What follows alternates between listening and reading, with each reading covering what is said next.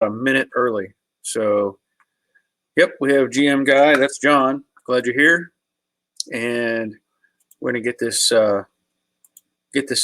moving. This is I've done my Monday night live, and that's at 7 o'clock, and that's had a good response. So I'm going to continue to do those, and this Wednesday live seems to be a good thing as well. We can get people from Europe involved, which is kind of what I was hoping to do with this. And we got Footage Factory. All right, glad you're here. And Leonard. All right, glad Leonard's here. Leonard's been on a few of these now, quite a few of these. He was on, I think, last week on the live we did, talking about his Torino. And nice to have Leonard here. And I was Footage Factory, good. Yeah, I think you were the one that was commenting on the TCI suspension I put on the Brooklyn Pony. Hey, nobody. Nobody in 1966. Okay. Yeah, it's interesting to see again who shows up and how this goes. Leonard had sent me some stuff last week, some trim for the quarter panel. So I think I told him thanks, but I want to tell him thanks again because those will definitely go to good use in one form or another. Now, today's thing is going to be just open. There's no real solid format, let's say. Questions can vary and different things like that. And I'll point it out early that, if you have a specific question that we don't get to or we don't notice, as the people scroll through, hey, Butch, as the footage scrolls through, the comments and stuff, I might miss something. I try to keep up with all of them, but I'm just letting you know there's a way to get a priority. It's called Super Chat. You can click on it and basically pay to have your comment highlighted or your question highlighted. So it's just an easy way for you to get your comment or your question noticed. So, hey, John, let's see. Love new suspension. Just did 92 F-150. Yeah. I mean, new suspension's fantastic. Just a matter of putting all the work in to get it in the vehicles. Earlier today, I received a phone call, and it was a gentleman who lives not too far from me, and he was asking about having me look at his 67 coupe. And I did. I went and looked at it. He was wanting some repair work done, and I know he had a different vision for what he wanted done than what I had in mind. So he had some rust issues, and we talked it over, and I just told him, I said, I'm not the guy, because I know what it's like when I start digging in and finding rust. And I was showing him, the rust condition and what it really needed to be fixed. And at this point, he didn't want to invest that kind of money in it or that, kind of time and stuff. So I told him I wasn't the guy to do the job, but I appreciated him, contacting me and trying to get me involved. But it was pretty rough. Yep. Yeah, having a Ford with the sometimes, let's see, what did he say? Whoops. He says, I have a Ford, sometimes I forget, inline 6-cylinder 5-speed. Yeah. And the Fords, that whole suspension they have on the F-150s is just doesn't make any sense to me. But I guess they used it for so long. It was just I never liked it. It always felt weird driving one of those, in my opinion. Oh yeah, that would be a tough conversion to find. 75 F-250 4-wheel drive. Yeah, TR looks like it's. I haven't seen that name before, so glad to have you here. And it's pretty tough to find certain parts for certain vehicles. What are you saying about Europe? As soon as I'm done my 65 coupe, I'm shipping it to Scotland. Well, basically, I'm doing this live stream at this time because when I do it at Monday nights at 7 o'clock, people in Europe are in bed. They're not able to get on the stream as easily unless they stay up very late or they work a late shift and are just up anyway. So that's why I do this on Wednesday at 3 o'clock to try to get some interaction from them and, let them be involved because they have questions and want to share information as well. So that's been really good. Let's see. Oh, so let's see. Guido's asking about torque boxes. For me to install them, does the whole car have to be disassembled? I never knew about it at the time when I was having paint and body back in 2015. Does the whole car have to be disassembled? No. It's going to be easier. Of course, you have to pull you're going to pull the front fender off regardless. It would help to have a door out of the way, just because you're going in and out. And then there's the way they're, I've shown videos on installing those torque boxes, and usually you can buy them either in two pieces or you can buy them welded together. I don't like them welded together because it's very difficult to fit that into the car. I usually drill out the welds, put in the upper half, get that in place, test fit everything as I go and get the upper half in and then put the lower half in and weld everything up. Now, there's also the way they're designed, the upper plate fits flush against the toe kick up on the firewall. So the design was that they were to be welded in there. So you got to consider if you're welding inside the car, obviously you need the full interior, get all the stuff out of the way that can be burned or catch on fire. So it's pretty involved with a car that's already finished. That's why I'd rather do it while it's, apart is probably your best bet. But it's going to take some work to put those in because there's, welding, prep work, and all that stuff involved. Hey, we have Andrew, Grease Rookies here. And finally caught a daytime stream. Yeah. I know Andrew's been doing some cool stuff on his 65.5, as he calls it, Mustang Coupe, where he's repairing the around the fuel tank area. You've got the drop off panels, and rather than buy the whole thing and put it all together, which he didn't really need to, he's building the repair pieces and putting that together. And I know he's learning a lot as he goes because I think his welding is improving. So that's a good thing. But anyway, so it's interesting to see his approach on fixing those things, and it's gonna be solid. It'll be fine, and good work on that aspect. Let's see. TR Porter also has 68 Ford Mustang Coupe, 289 matching numbers, getting ready to start on floor pans. Have any tips? Well, I have several videos showing that process. I've got floor pans I put in Mystique, floor pans I put in Jade. So if you go to those playlists, that'll help you a ton. You can look at those videos. Normally the bigger questions are, how do I attach things, or do I weld the full perimeter and stuff like that? And I do. Basically, when I put the pans in, I've seen it where people spot weld at the edge, the inner edge to the transmission hump, but I fully weld that. I do it in segments at a time, let it cool and weld it in. So it's just a way to keep the integrity there. Some people, they want to do a butt weld. You can.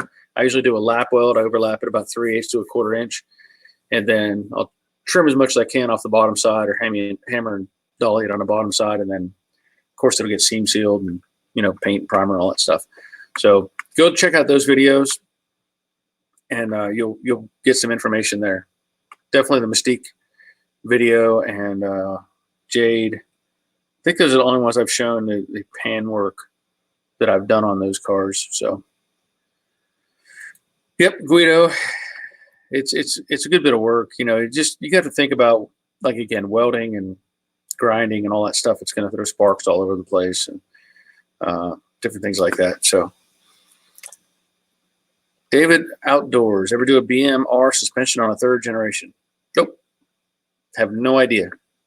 I'm not even heard of BMR, but then again, I don't know if that's specific to those cars or not. If they made them for earlier production, I don't know, but have not dealt with that. There you go.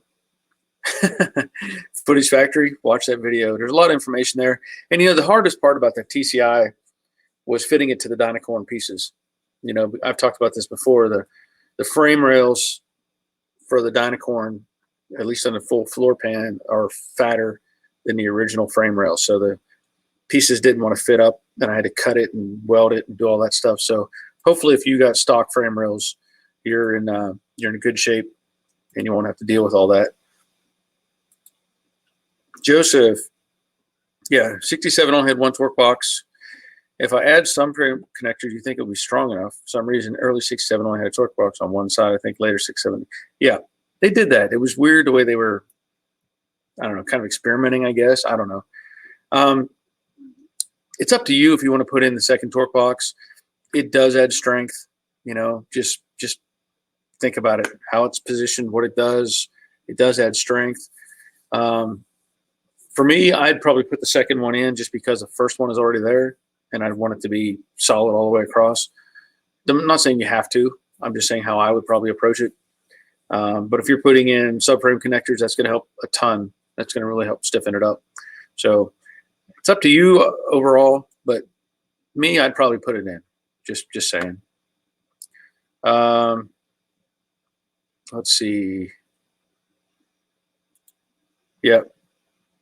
There you go, Andrew. Yeah, it's been interesting. 289 car. Yeah, I mean, you got to think. Part of it, and I hate to think of it this way, but part of it that I look at this torque boxes is kind of a safety issue as well. And the only reason I say that is because I remember seeing cars that have been in wrecks, and if you think about it, the only thing is between the front suspension and anything else is a floor pan. I mean, you've got a rocker panel and you've got a floor support, but anything in between there, it's just sheet metal, just firewall floor pan welded to the side. So I like it as a kind of a safety standpoint of putting in a torque box. Okay, yeah, David, I wish I had some information to share with you, but I don't. Hey, is that trunk behind you fit weird like mine? Do you have to tweak that one? No, this is the original 68 deck lid off of Jade, and it's perfect. As far as that goes, it had some dents and stuff in it, but it fits the car like it's supposed to. So didn't have to do anything to that one. Mason, based off. Oh, well, Mason, the car is an original 68 coupe. It was a 289 automatic with factory air conditioning. Had no other real options.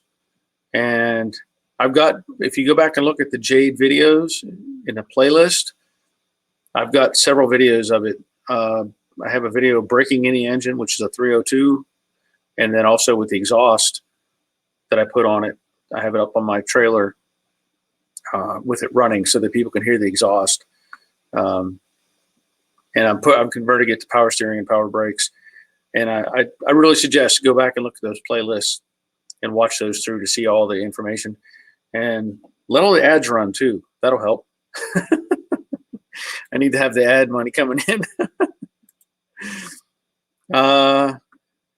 David, what's your thoughts on rebuilding the 350 crate or rebuild?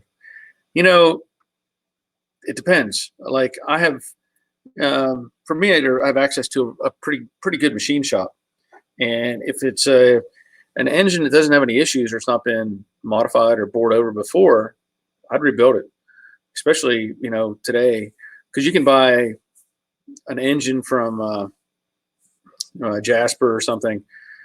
You don't know what you're getting. Honestly, you start looking at it, and it could be an engine that's bored 60 over, but they don't care. They just build it and run it, and they don't do it like a machine shop where they can say, "Hey, we'll go 10,000s over. You're perfect." Jasper's going to just go punch it out to 30 and see how it looks. They don't take into consideration. Now, I'm not saying everybody's like that, but the machine shops that I use, they are pretty professional with the idea of, hey, here's what you can build with this. You don't need to go overkill and, make a huge, put in the 60 over pistons and stuff like that. So if it's a decent engine, yeah, I'd consider rebuilding it. All right, we got Brendan in New Zealand.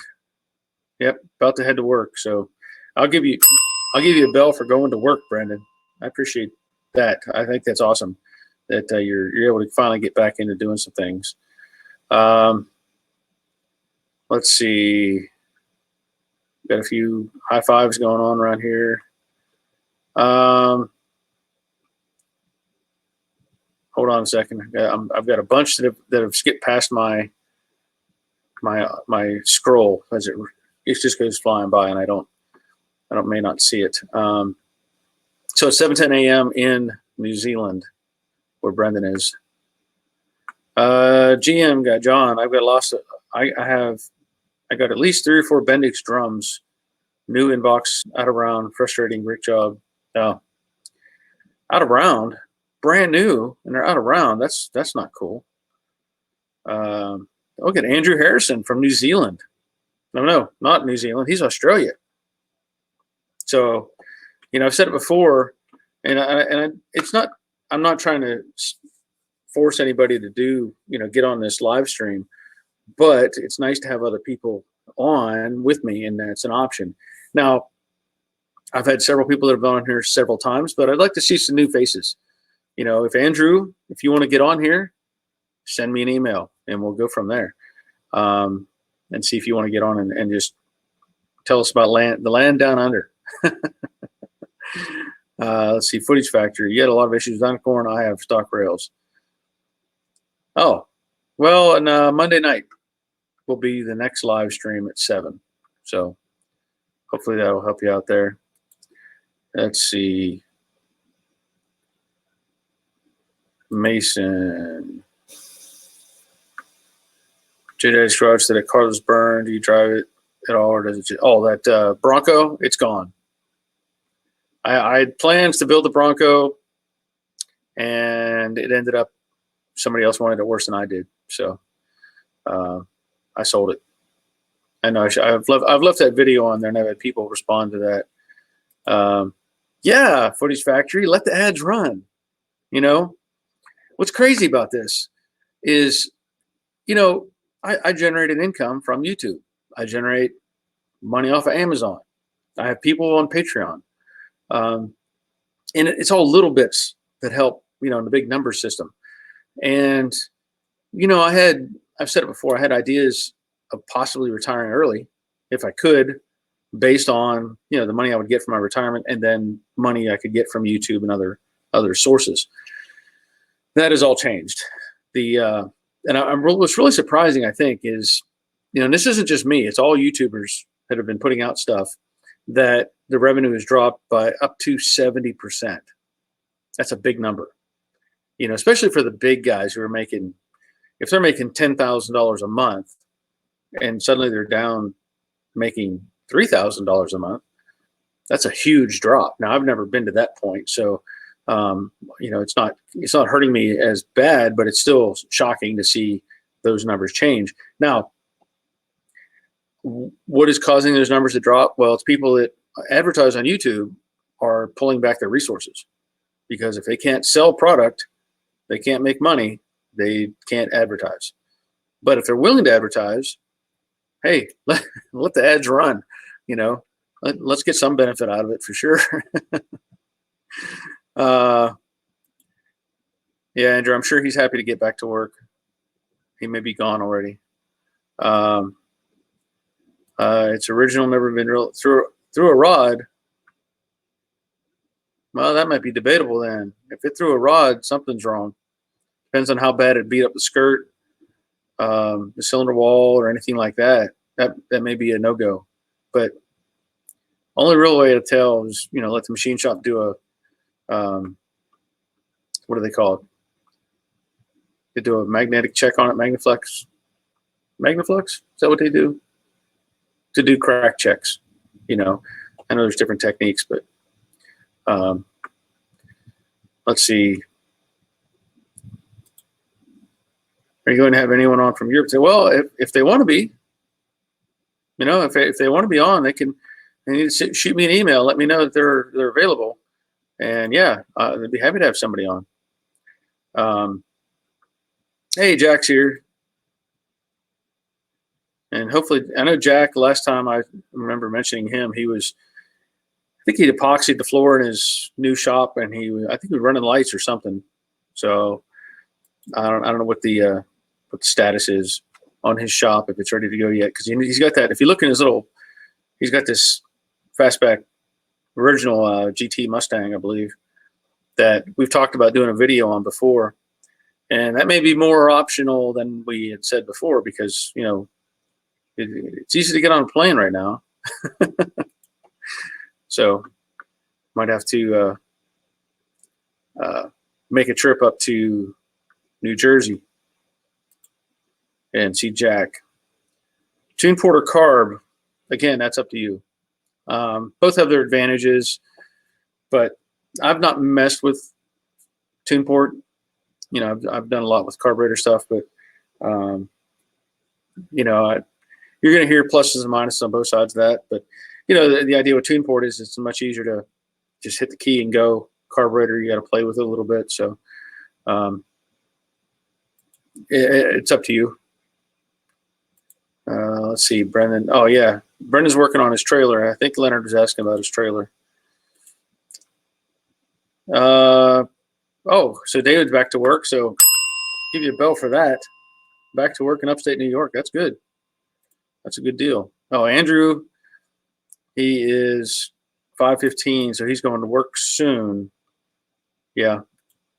All right. Well, we're glad you're here anyway. Glad you checked in. Oh, yeah, talking about those brake drums. It's surprising though. Sometimes I bought, plenty of stuff. It says China on the box, whatever. And for the most part, I haven't had any issues. I must say, for the most part. But obviously, there are some issues that do stand out, and it's hard to say why those are out of round. It could have been just a matter of shipping. If it got between a forklift and something hard, who knows? Might have hit them and deformed them. I don't know. And I'm not saying, hey, let's go buy everything in China. I'm just saying it might be something that happened. Let's see. All right. What's Mason up to? Yeah. Well, we'll see, Mason. I'm not sure on that one.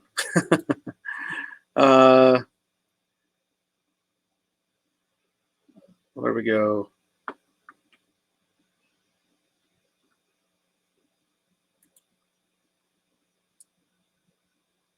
So you have a problem with the radio on your dad's or your grandfather's, I'm guessing 66 hardtop convertible? We looked at the fuses in their phone, so it's radio battery. Oh, that's a tough one. Electrical stuff is always a challenge. Joseph, Barry, so with more people shopping from their computer, are the sponsors not paying as much when they shop through your links? I also noticed that the YouTubers talk about a product randomly. Yeah. Well, here's some variations to it. And I really try not to do this. Like if I put a video up and I let YouTube monetize it the way they want to. I'm not a fan of how this works. But let's say I have a 30-minute video, like I did the Jade video, the recent one up. If I let YouTube monetize it and put it on ads or whatever, there might be 8 ads in that 30 minutes. I don't do that. I'm like, that's not cool. So I go in and I forced it down to whatever it is, 3, maybe something like that. Maybe, I don't know. But I don't like them having ad after ad after ad. I think that's not fair to the viewers. So that also hinders my income, let's say, because there's certain ways that certain ads I won't allow them to put on, which also hinders my income. It's just because they might force you to watch an ad that's 5 minutes long and you're watching my 30-minute video, and that's unfair. So I don't do that. But the other thing, like I said, people are shopping from their computers, like we're saying, but it depends on what they're shopping for. Like if my car videos, I talked about face masks, or ways to make magical remedies to treat COVID, whatever, then those would probably get a lot more ads. And there's a whole algorithm to the system, like based on views and length of time that people watch, that makes my videos more valuable. So, as for instance, my videos that I have on the Frankentruck, I don't think there's more than one that's over 9 minutes long. So I get people watching that first video, and that video is only like 5 minutes, and I'm just talking about the truck and what I'm going to do. It doesn't matter if it's 5 minutes long. The advertisers don't have much window of opportunity to throw an ad on there. Another thing is, because it's under 10 minutes long, I can only put one ad at like the beginning. They won't put one in the middle, and they might put one at the end. Well, people aren't going to watch to the end necessarily. So based on that system and how that works, I get limited value out of playbacks on that particular video because it's only 5 minutes long and it doesn't have much value to an advertiser. So as an example for that video has been up for like, I don't know, 6 years or something. And I think that video itself has only made like $30 or something, which is just, terrible. And what I actually thought about doing was taking all of my Frankentruck videos, pulling them off of YouTube, condensing them down into segments of over 10 minutes so that they become more valuable and that people can still watch them, but then I get more return on the investment, let's say. And the other thing you're talking about, where you have most YouTubers talk about a product randomly. Well, it's not really random. They are being paid, and they have to, in their disclosure of the video, they have to tell the viewers, basically in the description block, this ad is being supported by Channel Lock or something. And by doing that, and I have not pursued that because I really don't know that I feel that comfortable. If I'm pulling up a Sharpie and say, I use Sharpie, brand marker because it's my favorite. I don't like doing that. I feel like I'm doing a commercial for them, and it's not really my thing. But I have endorsed products that I like, but that's on my end. I've not been paid by anybody to endorse a product. So there's all kinds of variables with the system, and it's really hard to explain in complete detail. But anyway, thanks for asking, though. That's a good question. Jack, lights are done. Oh, you're still waiting for the epoxy. I remember last time we talked about this, you were waiting then. So I don't know if it's shipping issues or what, but let's see. Joseph, videos, have you thought about doing that, or do you have to have a huge subscriber list? As far as having a sponsor or something like that, I just, as I mentioned, I'm not real keen into that. Although, I'm working on almost 39,000 subscribers. So it's really picked up over the past 3-4 months, because I'm putting out more videos, which also becomes valuable to YouTube because, I was putting out videos in the past where I do 1 a month or 2 a month or just random. And based on the system, the way it works, I need to put out at least 1 video a week, if not 2 or 3. And by doing that and treating it kind of like a business, then YouTube says, hey, this guy is putting out more stuff. Let's promote his channel. Let's promote his product line. And that's kind of how that works as well. Let's see.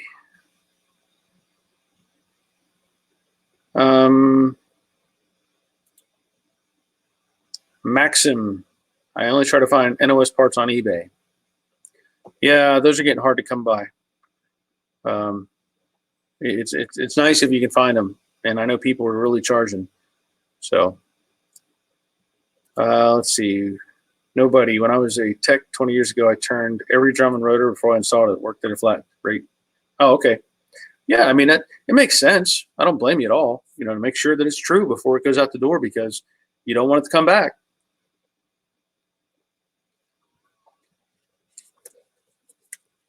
Racetrack coffee.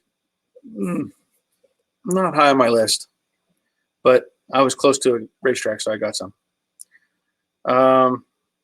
David, thanks so much for the insight. Great, glad you're here.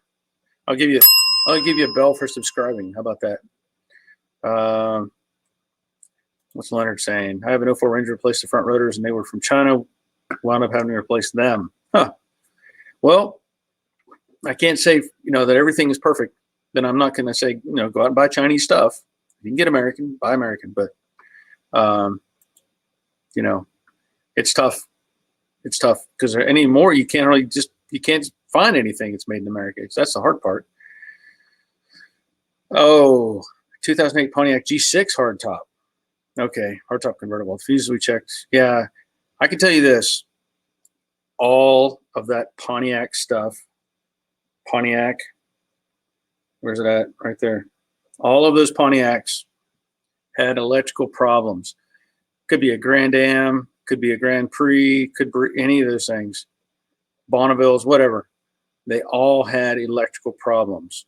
I had a Bonneville. What was it? Grand Am, a couple of they were all, they did all kinds of crazy stuff, and I finally got rid of the thing because it was just ridiculous. Let's see. John, new Napa rotors lasted a few K, then warped to my Cadillac. Yeah, it's tough. I do a lot of brake jobs for people, and I'll say I'll go out and buy store brand rotors and drums and whatever, and I have not had any issues. Now I will buy the best pads I can. I don't buy cheap pads, never will. And I've had good luck with that stuff and really haven't had any complaints. And I just what I've done. But the hard part of it is always Ford seemed to have the worst reputation for rotors, especially the trucks. I don't know why. They warp pretty fast. John saying pull the radio and check for 12-volt ground, etc. Yep. Footage factory. Oh, good. Good idea to re-release video for more valuable video, but not a lot of editing. No, editing wouldn't be too bad. It's actually, I have all the videos saved on my computer as individual, segments. So really, once I punch it into my editing software, I just have to piece it together and just do some, maybe some little titling in between and say, this connects to this, whatever. So it wouldn't be that bad. But the only problem I have with that too is the how was it? Well, if somebody had, well, I don't know if they have. Sometimes my videos get embedded. That's another thing. I can allow embedding. And what that means is if somebody wants to put my video on their page or like a Facebook page or on some other website, they can do that, and I get the return on it. But if somebody has embedded my Frankentruck videos somewhere and I pull them, those videos are gone. They can't, and it's not going to hurt me because they're not making any money anyway. But it may be in my best interest to push those together and make bigger videos.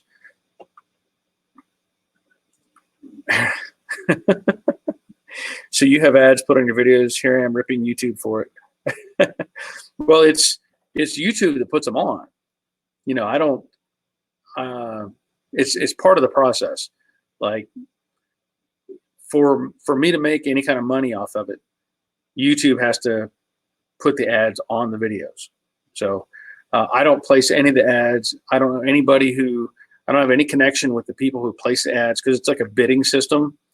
So they'll say this guy's, and there's like terms called CSM and different things, and basically puts a value on my video, and then people will bid to put ads on my videos. So I don't have any choice as to who puts what ad on, but it is YouTube's process. That's how they make their money too. Because what's crazy about it is the whatever money I generate, I'm basically whatever I receive is actually half of the value because like YouTube keeps the other half. unfortunately. But that's that's how they make their money. That's why they're trillionaires, whatever. Yeah. Yeah, Andrew, go dress up in your boxer shorts. John, there you go. My pink primer video is how I find it since I follow Autobot. Yeah. And see, they get suggested, and that's how it works. Is YouTube says, hey, you watch this video, maybe check this video. And so what's really kind of weird in a sense, I say weird, I have over 500 videos on YouTube, and that's just on this channel. My other channel, I have like, I don't know, 40 or 50. And that channel is, because of the way that everything's working right now, my revenue is way down on this channel, but because I monetized in March on my other channel, that revenue is almost half as much as what I'm making now on this channel. And I only have like 40 or 50 videos on there. But what's crazy is it's based on really off of 2 videos on that other channel. One is the review I did on my my lawnmower, my zero turn Icon X lawnmower. I did a review on that. I changed the oil and I showed it mowing and stuff like that. That video has gone crazy with views. The other video, which is, I think it's actually maybe my #1 video, I think, I replaced a door threshold in the shop right here. And I thought, when I made that video, I was just kind of doing like handyman type videos on stuff. But apparently, door thresholds are quite challenging for people because it's an unfamiliar territory. And as you watch my videos and you know how I explain and I go into detail and I show things, that's how I do all my other stuff on my other channel. Well, I went into it was probably a 25-minute video for me putting in that door threshold. And I went into all the details and instruction and how to. That video is getting tons and tons of views. And so that's what's helping to generate some revenue over there. And then the other one I did was the third one, I think, in that list, is I replaced the door handle set on the door. Just a quick set, door handle. And apparently people have a hard time with door handles. So that video has done great. And that's what I try to do on that channel. I try to keep it more about, kind of handyman stuff, I guess, in a sense. Andrew, time to go. I'll watch this tonight. All right. We'll see you, Andrew. Glad you were here. Yeah. Yeah, Mason, those things, they had tremendous electrical problems.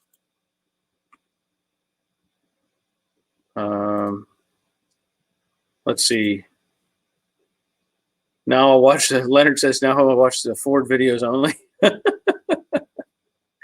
Well, that's okay. I have a lot of Ford videos on my channel. So if you want to do that, there's probably several hundred just Ford videos on my channel. Let's see. Scott, I was watching Chrysler Master Tech videos on a 24 valve Cummins turbo diesel. Okay. Not familiar with them. 265 Chevy. I haven't seen your name in a while. Let's see. Enjoy watching you work on Mustang. Just wanted to say thanks. It's helped me to understand how to do the metal work on my 68 Chevelle. Well, I'll give you a bell for that. I'm glad it helps. Every little bit helps. You can learn from just about, I won't say anything, but you can learn something from a variety of other sources. So, you know what I'm saying? Ugh, why am I drinking that? It's really bad coffee. But anyway, earlier I was talking about looking at some rusted floor pans on a guy's car, and just so happened that here, the '67 Mustang he had. Hey, Ricard, glad you're here. The '67 Mustang, it was a 6-cylinder, but he had put Shelby stuff on it, so it had a Shelby hood and Shelby deck lid, and it was a 6-cylinder car. But sitting next to it was a 73 Q code convertible. Yeah. No, it wasn't a convertible. It was a hardtop. 73 Mustang, Q code, automatic, AC, all the options on it. It's a pretty cool looking car. It only had like 44,000 miles on it. And he had added Mach 1 stripes on it, stuff like that, which, it's not a Mach 1 because it's not fastback. But anyway, it was just kind of cool to see a car like that. It was still intact. Let's see. Always watching you to go back to my feet. So are you saying you had the COVID-19? Is that what you're saying? You were diagnosed with it? Because I really haven't met or talked to anybody who has had COVID-19. Now, I say I haven't met, but I had, I've had like a friend of a friend, who has somebody they know, kind of thing.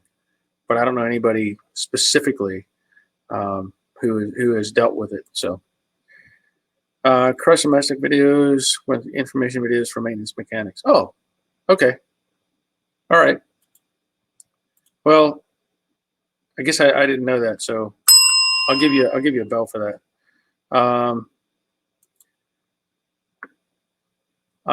I'd fix 3M. Yes, your video on adjusting quarter panel to B-pillar helps me with 68 coupe. Cool. Very good. So 265, were you like quarantined to your home? Did you, were you suffering, I don't know what all the symptoms are. High fevers and coughing and all that sort of stuff. So I don't know what all you had to deal with, but I'm glad you're back on your feet, sounds like you didn't have to, hopefully, well, they keep talking about the people on ventilators, and from what I've read, it sounds like the ventilator is just like a way to let you die, because it does so much damage to your lungs. From what I'm reading, even doctors are saying ventilators are not the way to go. It needs to be a CPAP machine, something like that. It puts pressure in rather than this hose they shove down your throat. So anyway, that's what I've been reading about that. So, okay, so you're sick about 2.5 weeks. Okay, well, yeah, there, and the thing is, we've had friends who were sick in February, down for a couple weeks, and they're all thinking they already had it, and I believe them. I have a friend up in Massachusetts, RC Guy Garage. He was sick for like 3 weeks. He said that he was really bad off as far as, it wasn't like in the hospital, but he was not feeling good at all. And he was coughing and just tired and just not having a good time. So I think he had it as well. Brian, afternoon YouTubers, afternoon Barry. YouTubers can pay a very small monthly fee, only a few dollars or so, and get YouTube Prime and skip the ads. And people like Barry don't lose anything. Well worth it, I think. You know what? I'll give you 2 bells for that, Brian. That's another thing. If you want to buy a subscription, to YouTube or YouTube Prime, as he's saying, it does away with all the ads. It takes them off the videos completely. So just know that. And it's, it doesn't hurt me. It doesn't hurt, the videos. If people watch them independently, the ads will run. But if you can, if you want to buy the YouTube Prime, then I still make money on it, but you don't have to watch all the videos. Another thing, I was looking into a thing called memberships, and I find it odd that I don't have membership options on my channel, and I don't know why. So if anybody else is out there and has seen that, apparently there's a way you can have memberships, and it's supposed to occur when you get past 3,000 subscribers. And here I am with almost 40,000, and I don't have that option. And I'm not even sure how it works. If it's a membership thing to where it just pays a fee to me every month. I don't know how that works, but it's not an option to me. So anyway, that's good thing to bring up, Brian. Thank you for that. Let's see. Guido. He pops in the circle track, famous at Raceway Ascot here, close to me. I'm good friends with. Yeah, I mean, we were raced on just small tracks, nothing outstanding. But I remember hearing Ascot. I remember hearing about that place, but I don't know the details. I'm not very specific. Yeah, 265, being a fireman. Yeah, like my mom's a nurse, and she's still working. I mean, she's 75 this year. I think that's right. She'll be 75 this year, and she's still working as a nurse at a hospital.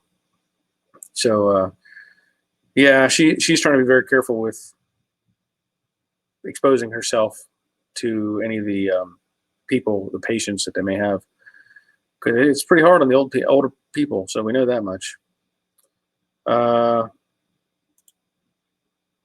Yep. Yeah, it was here in February. It was maybe been here prior to that, but nobody paid much attention because it was just the flu. If you read the news outlets and stuff, now they're saying that the cases of the flu have disappeared. Nobody has the flu or pneumonia anymore. They all have COVID. So it helps them skew the numbers, which I don't want to get into that. So let's see. Leonard Ascot is still open. Used to be able to hear it from when I worked in a garage at Ralph's. Guido says no, it was gutted back in the early 2000s. Okay. Oh. Yeah. Yeah. I'll mention that 265. I mean, I wish she didn't have to, but she has to work, unfortunately. But anyway, so for me, I think I've mentioned this in the other live streams, that it was an option put out to me that I could take a voluntary leave of absence from my regular job. And so I submitted for that, and I'm going to take off basically the month of May. And we'll see how that goes. I plan on getting as much done as I can in the shop. In fact, I was prepping to do a video on the Jade Mustang. Now, obviously, the last video was stripping things down. And if you may have noticed in that video that I mentioned about the passenger side door, it has a little triangle cut out in the bottom right front where they all rust. And somebody else had cut it out prior to me getting it. And they didn't cut it as square as I would have liked. But I treated that with actually navel jelly. And I'm going to put some paint on that, on top of that area. And then I'm going to put a patch on. So I think that'll probably be that'll probably be the next video, and maybe just a short video, I say, because I want to get the rest of the car prepped and get the epoxy on. And so part of that process, I decided if you looked at the video that I just put out, I had body filler on top of the roof where it had bunch of pits. So I block sanded most of that, but I need to add more filler to that. And I may show some of that as well in another video, because I want to isolate the door and just use, do the video on that, and then go back to the car and doing the rest of the stuff on it. But I figured I'd block sand down the bulk of the body filler on the roof and probably the A-pillar on top of the quarter panels, and then tape it all up and spray it with epoxy, kind of go through those steps. I'll probably use that same Harbor Freight gun that I used before, and, go on from there. So let's see. Yep. Hats off. You're right. Very good, Leonard.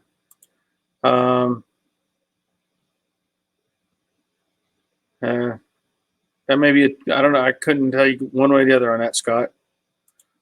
Have you had any issues with the Shopline epoxy primer? No. I've had good luck with it. Haven't had really any issues with it. Here, Hiram. That's Hiram bifidum. Hiram bifidum. That's a different name. Haven't seen that before. If I make a DIY instruction video on how to make a scaffold and get someone in on or in around cars, truck SUVs, and most semis you think would be popular.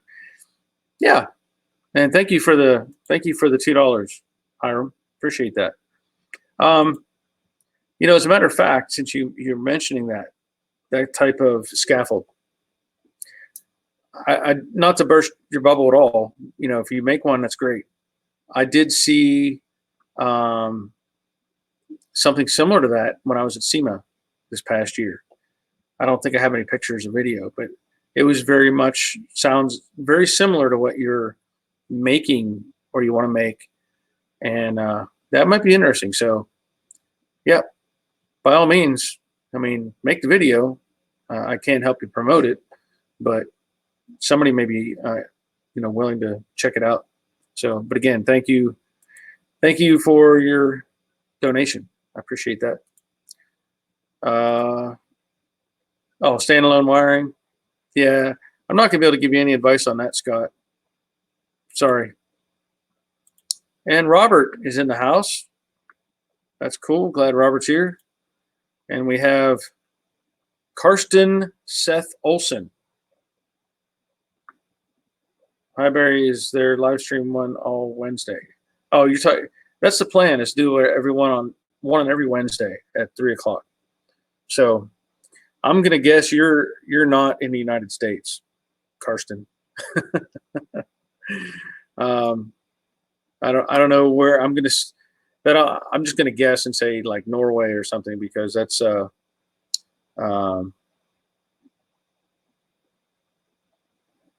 that's just my guess. I don't know for sure. Karsten, you can let me know.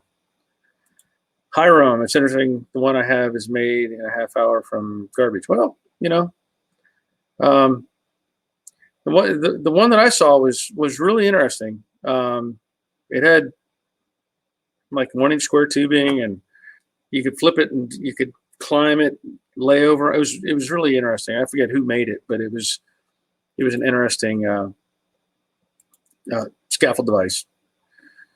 So Robert's out in the shop welding. Good. I'll give you a bell for welding. Karsten, Denmark.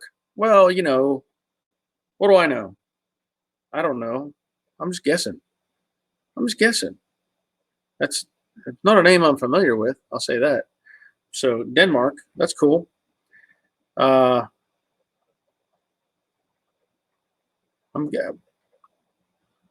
that's right. Okay, yeah, I remember. Okay, so Karsten, you were on here before, if I remember correctly. I think, because I see Ricard is responding. So he was looking for parts. That's right, for his Hanson. Okay, at Hanson Racing. All right, Scott, we'll see you. And we have Reese from Albany, New York. Glad you're here, Reese. And I'm going to post the email again, or not. I haven't posted it today.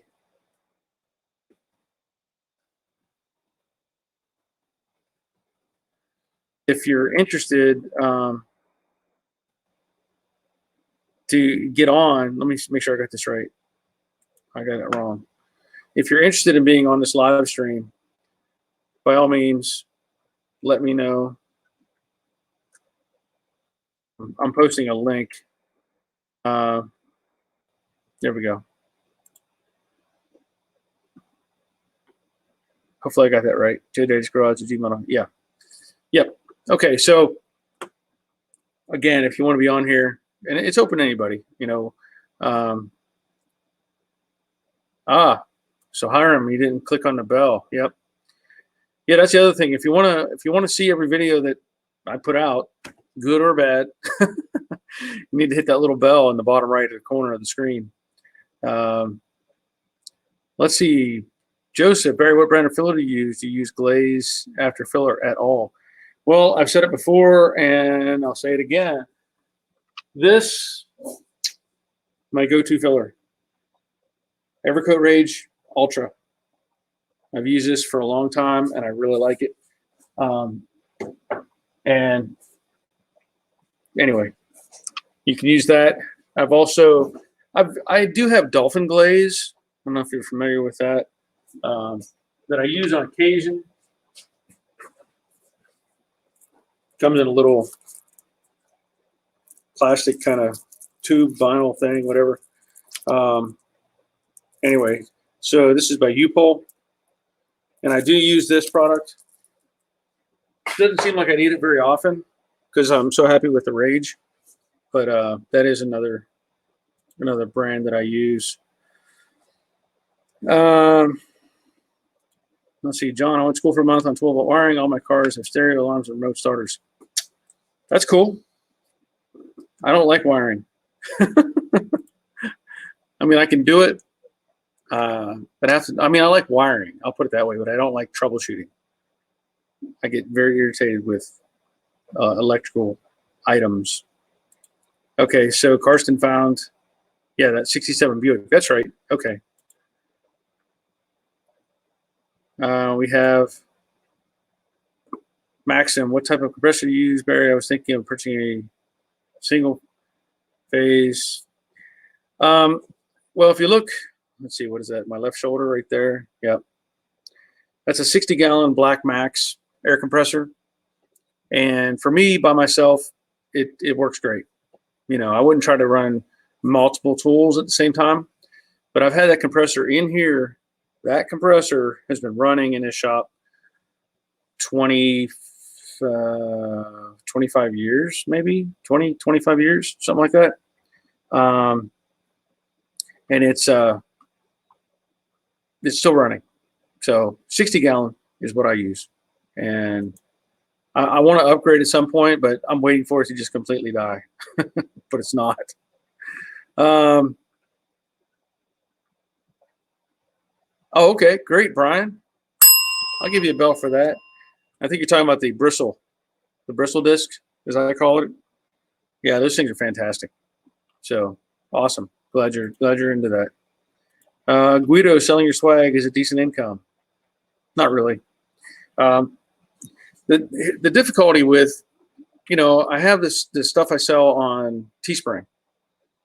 Well, if you want to sell something, you want to sell something to make a profit. So on Teespring, the difficulty with any kind of those online selling situations is they're going to take their cut too. It's just a matter of, hey, I'm selling something. They want their percentage, which I understand that. They're promoting my product or whatever. So I have various items listed on Teespring, and there might be a t-shirt that's listed for $24 or something like that. Well, the cost of the shirt is usually 16 something, whatever. And then you add in their cut and whatever other fees they can throw at it. And at the end of the cycle, you sell one shirt, it says $24. I think I make like $3.50 or something. So I'd have to sell hundreds of shirts off of Teespring to really show any kind of revenue. Now, the Amazon stuff, I do get, I don't know what the percentage ratio, I don't know how it works out, but Amazon, like I've actually had people buy air compressor or air conditioning units that I've listed on there. And if that one of those sells, I mean, I make like $180 or something off of one of those sales, which is awesome. But for the most part, if people are buying, a mug that's not even, it's not even listed, they'll have, it might make like 3 cents or something. It's kind of whatever. So the ratios are all over the place. But anyway, I wish I could make more money. Like even selling my own hats. For me, I'm charging $26 for the hat, but part of the, obviously $5.50 or $6 of that is really what it costs to ship it, anywhere in the US. And then you take off what it costs to build, buy the hat. And then by the time you add in the time for me to box it up, go to the post office, drive, I'm really kind of breaking even on the hats, but that's okay. I mean, I want people to have these hats. I like them. I think they're cool, but it's really a break even on the hats. So, and then of course the other t-shirts that I had custom made, those aren't cheap, because I used a heavyweight t-shirt. I didn't want to buy, a thin little flimsy thing. And anyway, so yeah, not as easy as it sounds to make a bunch of money off of stuff like that. Let's see. Yeah, I really wish Harbor Freight would give me some sort of kickback. It would be awesome, but they don't. Karsten, but I do. Oh, but today break work on my other son's BMW 30. I got out for. Oh, okay. Well, that's good. Get that done. Joseph. So if I go to your channel, click on a link before I buy anything on Amazon, you get credit. Yes. I'll give you a bell for that. That's exactly right. So the deal is I've got my Amazon page and I have multiple listings. I have one like products I use every day or, frequently. I've got one for wiring harnesses that I like or that I've used from American Auto Wire. So I'm happy with American Auto Wire. And then I have 2 pages, one for Camaro sheet metal and one for Mustang sheet metal, one for camera equipment, stuff like that. But the point is, if somebody were to just go follow my list and find something, yes, I get credit for that. But if you go through my link on the YouTube channel or my Facebook page or anything like that, if you go through that link, and let's say you're looking for, and I've said it before, like just toilet paper, shampoo, you're looking for a shirt, whatever. If you go through my page and you don't find, stuff that I have listed, but you continue on searching in Amazon, anything you buy from that point on, I get a little percentage out of that. So that's been great. I know there are several people who have gone through my link, and I don't know who they are. Like I don't know any information on the people, and I don't know. I may be able to see somewhat if I did it the right way. I might be able to see what is being ordered. But I think I've been on there and I've seen people ordered like cleaners and I don't even know, just random stuff. But yeah, if you go through my YouTube link, and I think I even have one on my main page on the main screen. I think if you were to go to my channel page, make sure.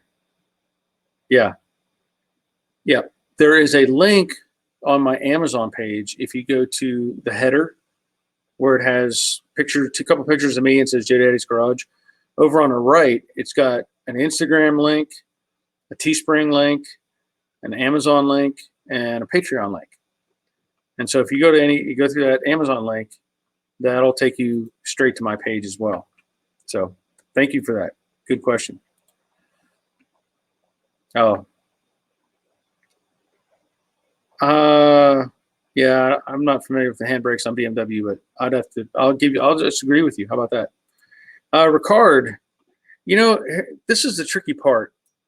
I have tried, and maybe I did something wrong, but I have tried to set up a European link for Amazon a couple times. In fact, I think I did have it, but I think they have a requirement that you have to have so many purchases made, and if you don't, they delete it.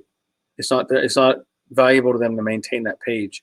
So I did have a European link for Amazon, but nothing ever sold off of it. So it just kind of went away. I guess I could look back into that and see if it if it's still an option, but I don't know.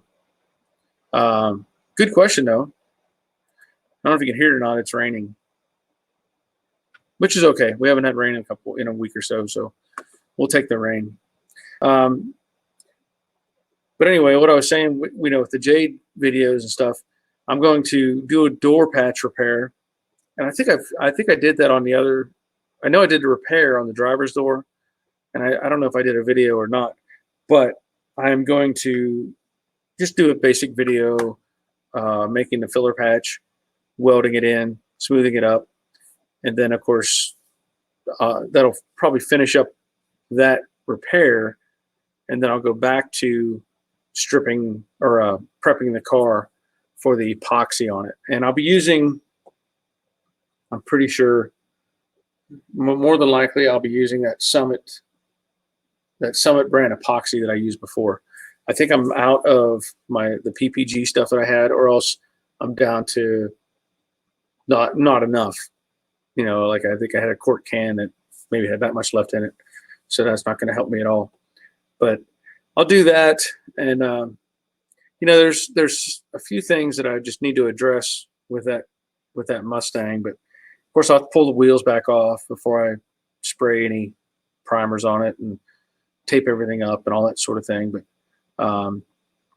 you know, there's still little things that have to be fixed that I just haven't gotten to yet, like the door striker. I think on the driver's side, I think I need to retap the threads in the striker plate because it's stripped out. So I'll take care of that. And I know I have new screws for that I'll have to get that checked out and make sure it's right. Yeah, I'm not seeing anybody on email saying they want to be on the thing, and that's fine. You know, you just have to listen to me talk.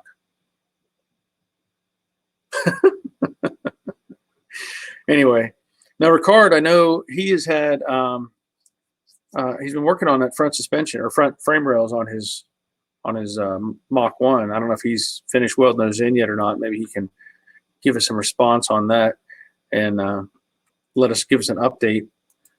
Joseph, there are some crazy thunderstorms here in Oklahoma. Oh yeah, y'all can have those tornadoes. We get them here in Georgia occasionally, but not a fan. Just not a fan. You know, we've had some get within probably half a mile of our house years ago, but have not seen any since and don't want to see any. So you guys are crazy out there. I know that. You see those tornadoes come through out in the Midwest and wipe out large sections of towns. Yeah, scary stuff. Nothing you can do about it either. Can't run. I mean, you can get in a shelter, but you're not going to get away from a tornado.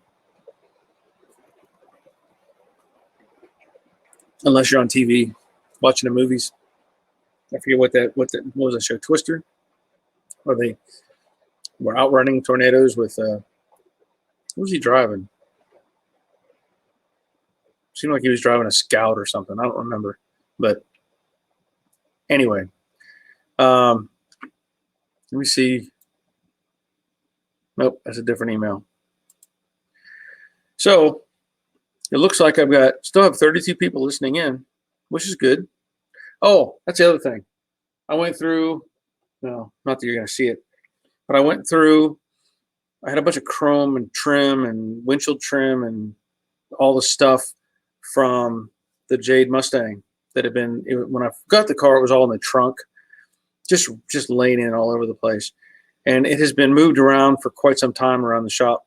And yesterday I got tired of it. And so I went through it and I determined, I don't know how, but I have the stainless strip that runs above the door, it holds the seal. Somehow I have one of those for a fastback. And it's up, I put it up in my rafters. I have no idea. I think it must be a passenger side fastback stainless steel piece.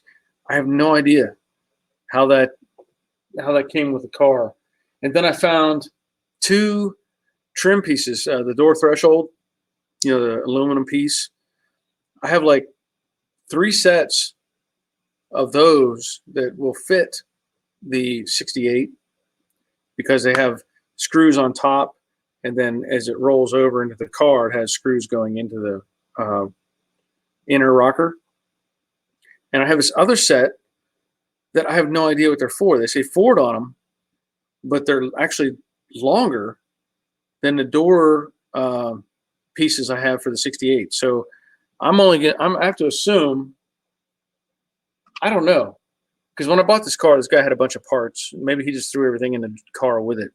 I don't know if they're for maybe a 69 Mustang, because I'm thinking that the doors might be just a little bit longer than the 68. I don't know for sure, but it's just a little bit longer. But yeah, it's, a bunch of pieces and parts. Somehow I only have one drip rail trim, which is not in good shape. So I'm going to have to replace those. And I have two sets. I think I have two sets of the trim that goes around the back glass for the 68.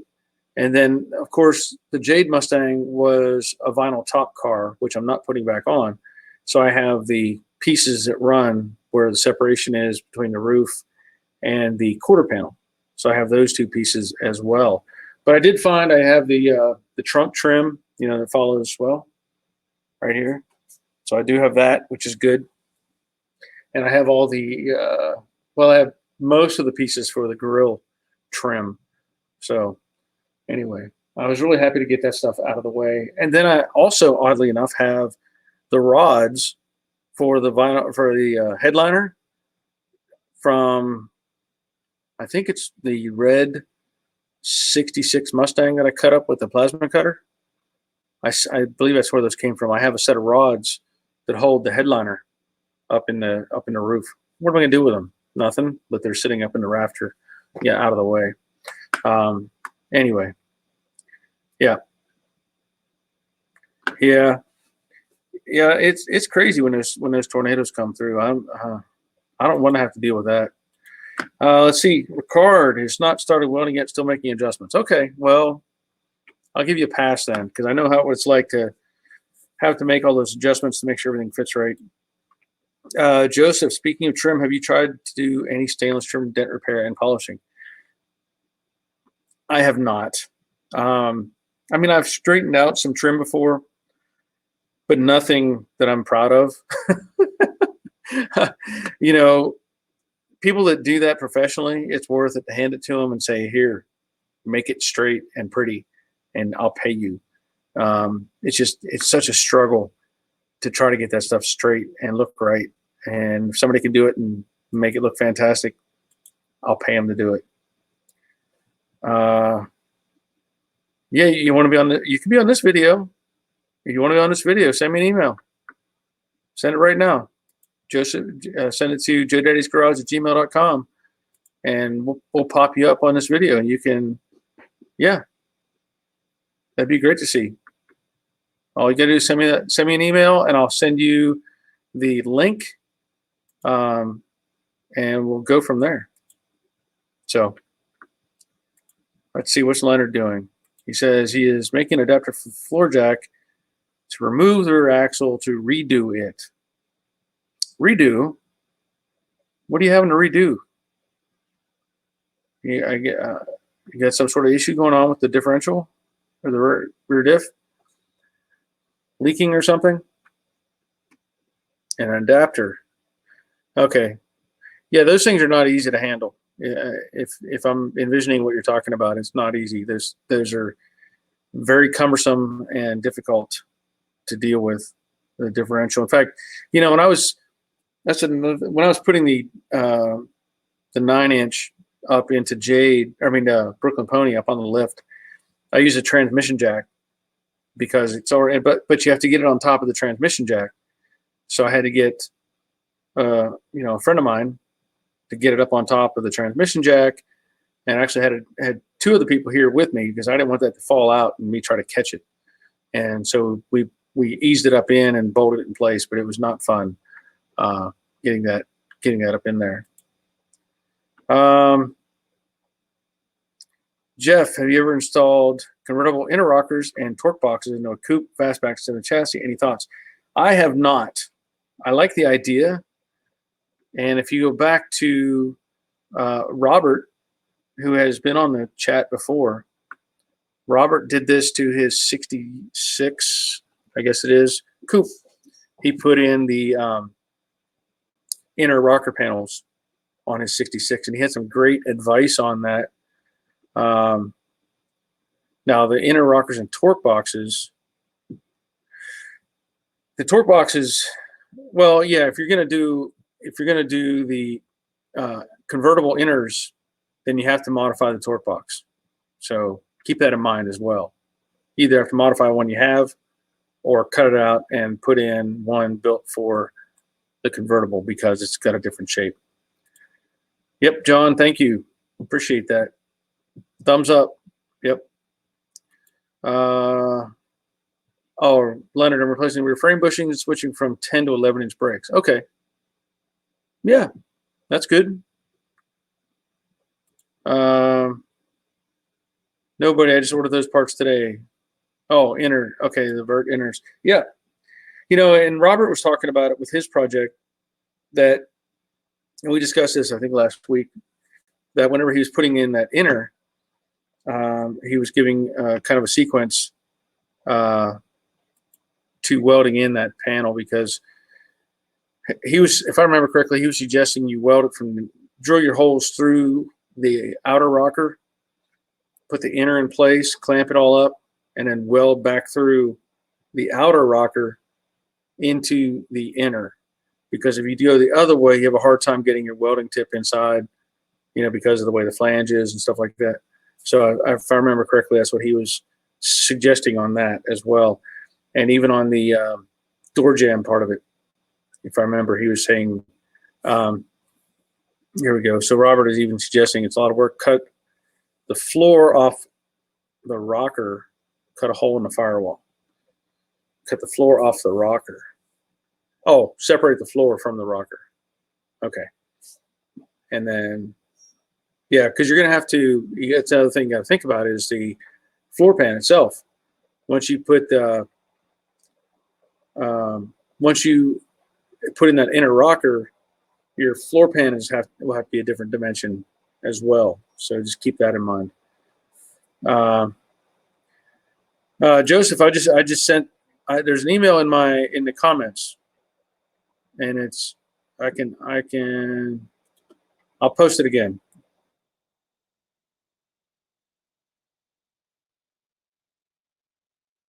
I'm not the best typer in the world. Yeah, there it is. Yeah, that's why Robert has a spare piece. He can show the easy way. Well, if Robert wants to get on here, we can show you that as well. I don't know if Robert wants to get on the chat, because I know he's working on his car today.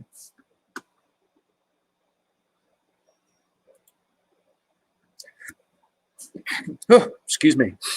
Had a sneeze sneak up on me. Okay.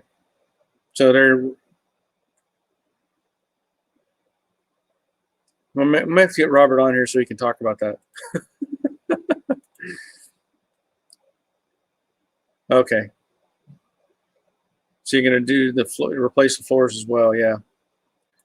Let me just see.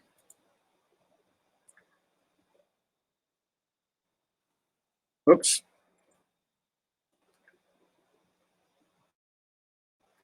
Maybe we can see what Robert's doing. I know he's in the middle of welding, but I'll send him a link anyway, and we'll go from there. I don't know if I have Joseph. I don't think I have Joseph. Don't think I have his. No, I don't. At least I don't see any kind of email for him. So I'll have to just see what happens. If he can send me an email, I can send him a request. But what else is going on out there with people? I know for me, we talked about wearing the mask and all that stuff going on, and the state of Georgia has opened up partially. I was talking to Guido about this earlier. He sent me an email, and they've opened up some things that you can now go to But there's a lot of restaurants that are still not opening up. They're still doing curbside pickup and that sort of thing, and trying to play it safe. But yet there's other ones, like I think Waffle House has opened up, which, Waffle House is a pretty popular restaurant all over the country, really. But they, from what I understand, they've opened up, and of course the grocery stores are open. All right, so Joseph has sent me. Let's see if he sent me. There it is. All right, so I'm going to send Joseph the hyperlink. So hopefully he can follow that back and get up. Okay, all right. So we have Robert. Here we go. I'm here. All right, good. Well, the question we're dealing with right now, Robert, we were talking. Robert knows all about it. I'm letting the viewers know. We were talking about setting up the inner rocker panel in the coupe. And so Robert had some information he wanted to share with everybody on the process of how he did it. So, all right. What? Yeah, I'm working off my phone today. My laptop's in the house, and I've just been out here piddling and welding and, that kind of fun. So, right. All right. Now, what I did was, this is the new piece over here, which is, and I have one prepared earlier. This is the actual rocker, because when you put it in a coupe, you don't need the full length. You end up cutting, and you'll see that weird pattern. That whole pattern is essentially, now I can't really show it really well. That whole pattern is so back there. I know you probably can't see much, but it all kind of it all kind of flares out, and that way you can just weld it to the existing torque box as well as you can. It doesn't do a lot, but you're there. But all right, let me get out here some more light. When you prep this thing, okay, so this is the piece as you get it, and okay, I got to watch what I'm doing here, but that's the piece. Now, most guys will take and they will drill holes all the way down this edge, and then the same over here. Right. The problem with that is that when you're welding it in, when you have to weld it everything from the inside of the car. Right. Okay. So, so like, if I'm here, all right, you have to bend over and turn yourself around like this, and you're welding in this weird position. Okay. And because that steel is so thick, it makes plug welding very hard, because how the metal likes to go off and grab the steel at the edge of the hole instead of at the bottom. Right. So if I do it again, I will drill the holes in the sorry about that. Okay, on the original piece here. Now lining up, I'll talk about that. But I will drill it here, basically going back this way. So I would do my plug welds from here. I could just sit on a chair, roll down, and I can plug weld all the way down. I went and added a couple little with my old. Ignore these crappy welds. That was the old welder. It was having issues at the moment. It's gone. It's gone to a far better place. Okay. And then you have the same issue on the bottom down here, because the floor pan sticks lower than that edge. So now you're underneath on your side, and you're trying to weld in this little hole over here. Nah, don't do it that way. Just try to do all your welds from this side. So prep the car, not the new piece. Got it. Good information. The other issue is they're not the same. If you notice, this sits up a little high. Yeah. Okay, this is going to sit up higher. The important dimension is actually the bottom, because this piece doesn't fit, not made right. So to get the floor pan in the right place, you have to align the bottom pinch welds, not the top. Good information. One other issue you run into is over here. Let's see. you can see how this stock piece actually makes this curve coming up. And Okay. yeah, and the replacement doesn't. It's just straight. Okay. So it's going to stick down. But when you're done with it, you'll never know it. It doesn't really matter. All right. Well, that's Yeah, good it gets information. covered up.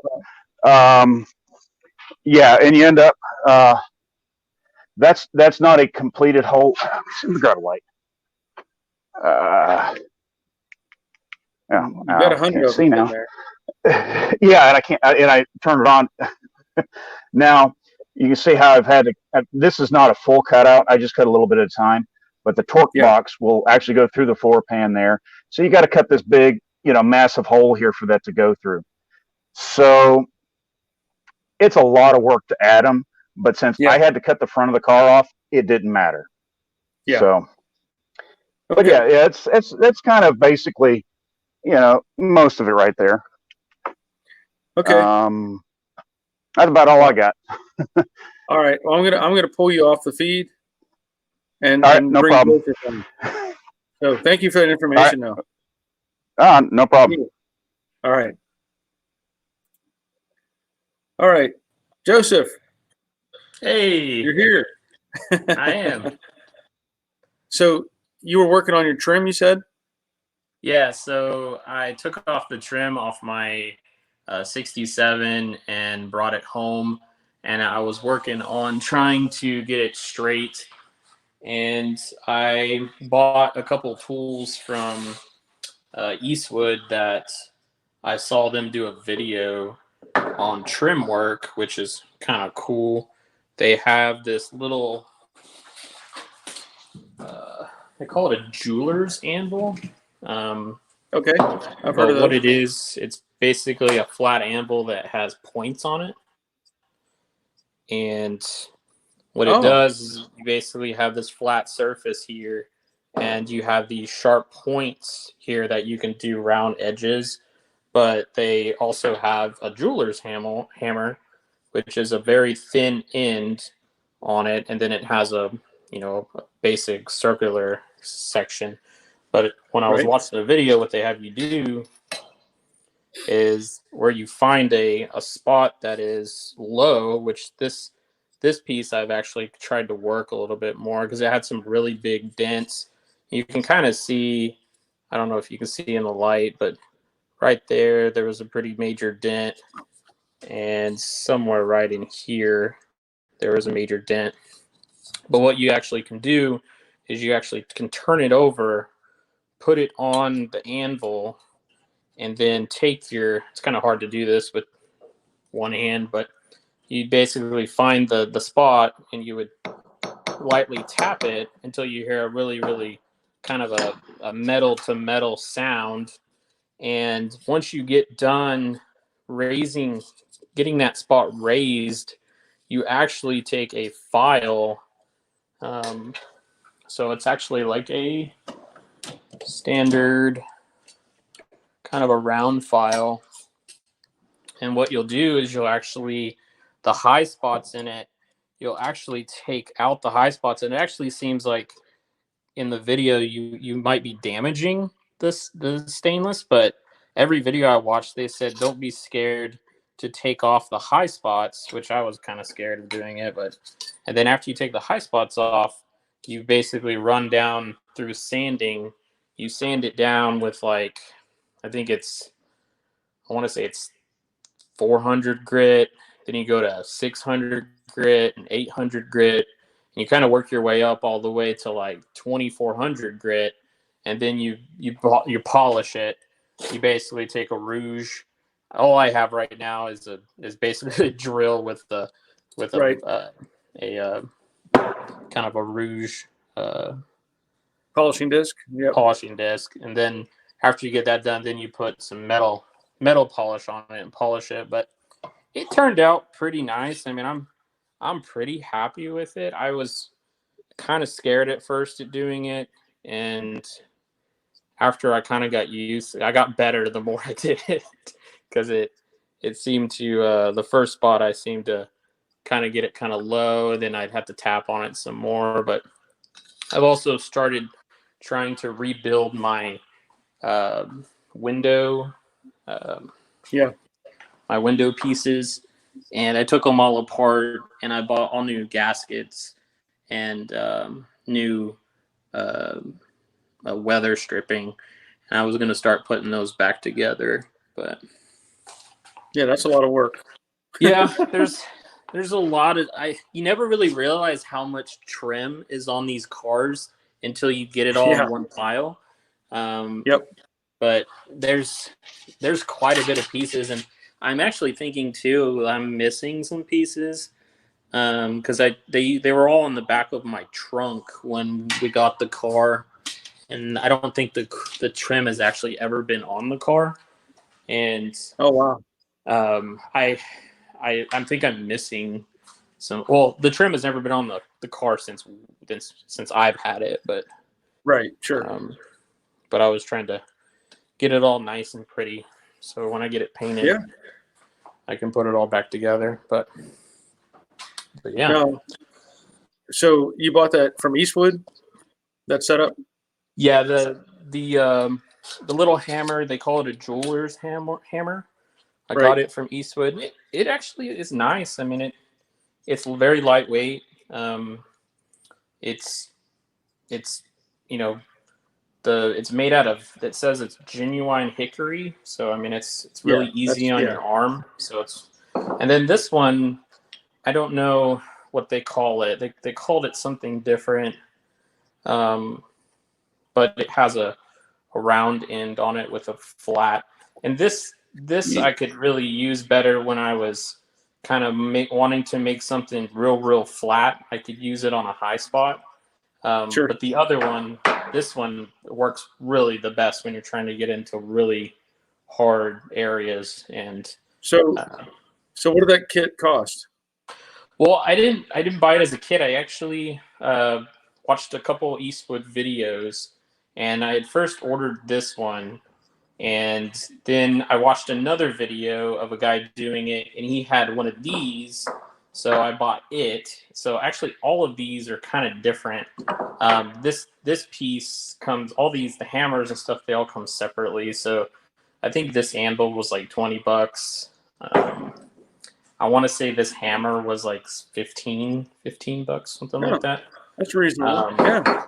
And this one, I don't remember how much this was, but Yeah. it seems to be working pretty good.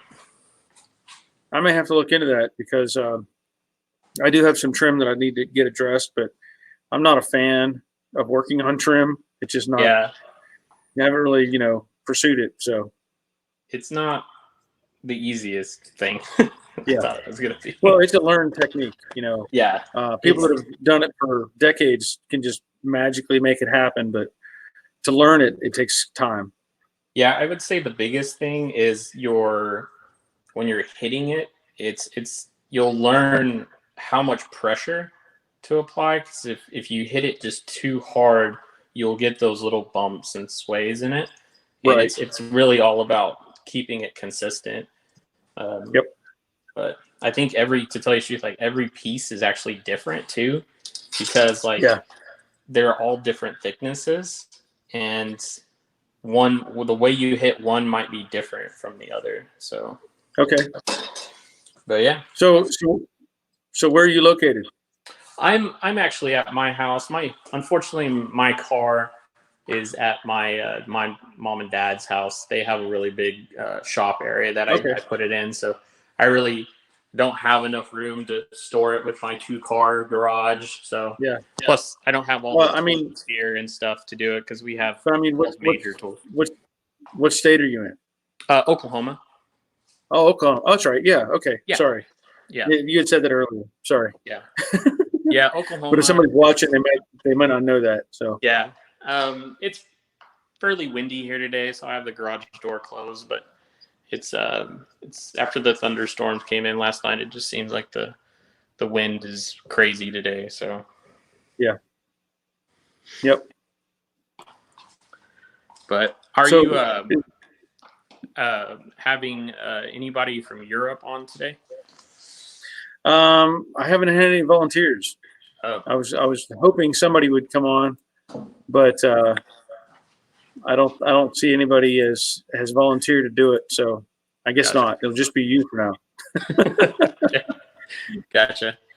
Yeah, this app is So different. You can't do as much on your phone at the same time. Like I can't really see the chats at the same time. I have to click a button, and then our video goes away when I hit the chat button. So okay. Yeah, there's not a lot of although John says you're a brave man. So brave man Joseph. You know, and but sometimes you have nothing to lose either. And the original stuff is better than any of the aftermarket stuff. So anything you can keep and save, that's worth it. Yeah, I was thinking about buying some aftermarket stainless, but I heard some reviews and stuff that it wasn't really that great. So I was kind of trying to get a list together and see what I had and what I don't have to put the car back together. Yeah. And so your car is a 289? Yeah, it's a 67 289 coupe.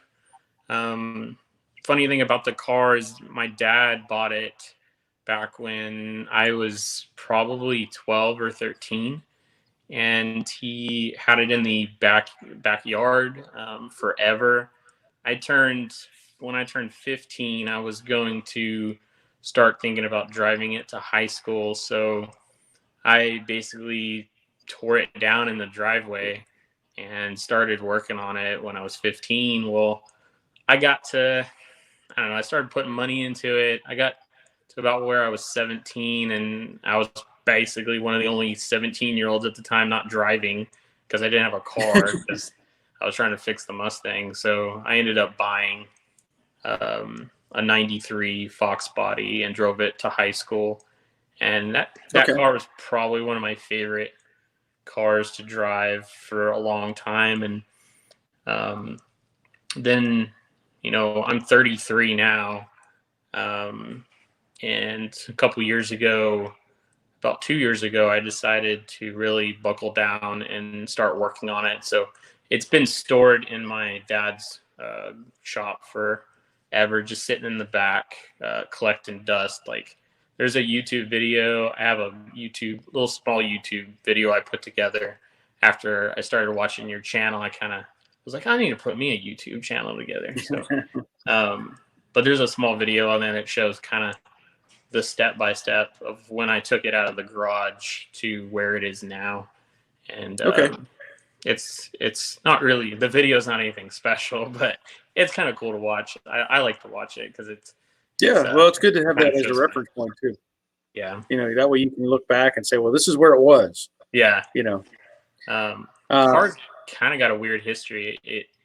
In 68, it was hit coming out of American Airlines.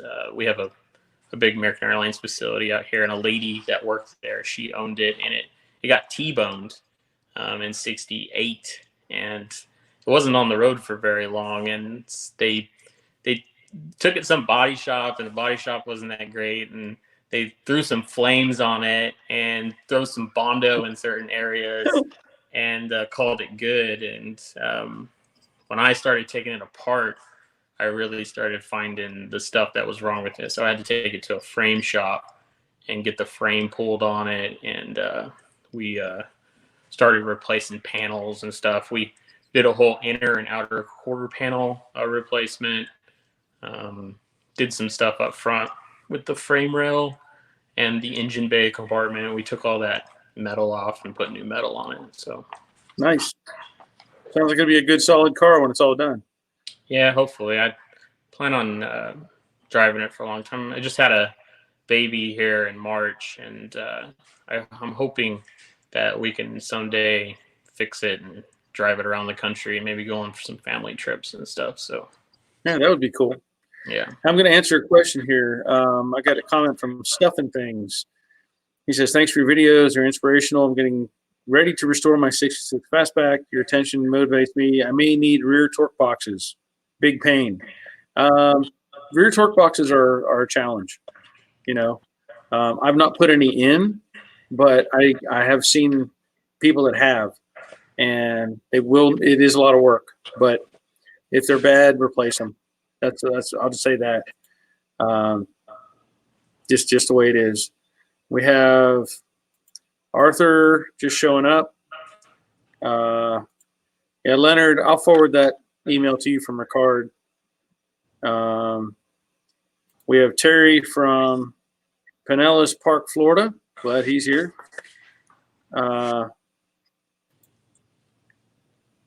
Let's see. No, Leonard, no, we don't want to chase any tornadoes today, Leonard. Okay, so Ricard, I'm gonna send Ricard a link, and we'll get him on here as well. So that'll be from Sweden. Oh, cool. And Ricard has the 69 Mach 1. So we'll get him on here as well. And like I said, it's really, the movie Twister. Yeah, we were talking about that earlier. And I was trying to remember what vehicle they had in that movie because, he was outrunning the tornado or whatever. Mm-hmm. But I was thinking it was like a Scout or something. I don't remember exactly what he had. But anyway, so we'll get Ricard on here, and there was something else I was going to mention. Where was it? Yeah, like I said, as these scroll past, I miss comments. Yeah, Terry, it's technically a unibody car, but I understand what he's saying. You can still pull unibody cars. They don't have a frame. The whole car is the frame, but yeah. So it's just like at the body shop. Whenever I would pull collision stuff, you anchor it down at the rocker panels and hook to the frame rails and pull. Yep. So it may not be technically a frame, but it is a process. Yeah, it's kind of scary to watch. I remember watching it. They put it on. They ran like a laser down it and figured out what the measurements were supposed to be, and they were like, "Oh, it's not square here," and they'd pull it out. So it was. And that's a good thing if they had lasers. I didn't have access to a laser system, and for me, it was just tape measures, and trams, and so or tram gauges. So I would have to, when you're pulling something like that, you don't pull it to where it needs to be. You pull it past where it needs to be and let it come back. Yeah. And that's a hard time for people to figure out. It's like, well, if I pull it too far, then what? I said, well, then you're in trouble. Yeah. So, but yeah, it is scary to watch, and it's quite the process. Those machines, I could tear a car apart with one of those. Mm-hmm. So anyway, we have Ricard now. He's on the chat, so it's glad to see Ricard here. And you said Ricard sent me an email that is in reference to some tooling.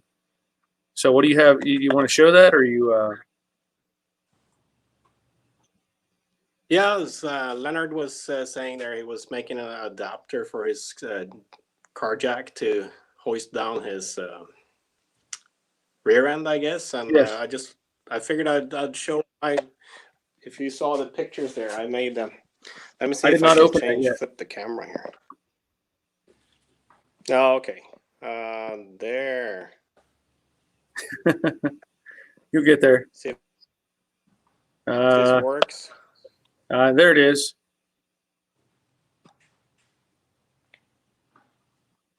Oh, there it is. Yep. So this thing here, it's two car jacks connected with a bicycle chain. Okay. So you twist this thing here, And it turns them both. lifts them both. Wow. Yeah, It's kind of hard to film that, but see, so it lifts them in parallel. That's pretty creative. And I made that one more than 20 years ago. I'll give you a bunch of bells for that. I've never seen anything like that, and that is really cool. That is really cool. It makes a transmission swap a one-man job. That is pretty cool. Now, all you need is a little electric motor you can put on that. Yeah. So you can have a remote. You just have a little handheld remote. You can Put bump it it under up, bump it down. That's Yeah. cool. You know, and that's the thing. Pretty darn good. What's that?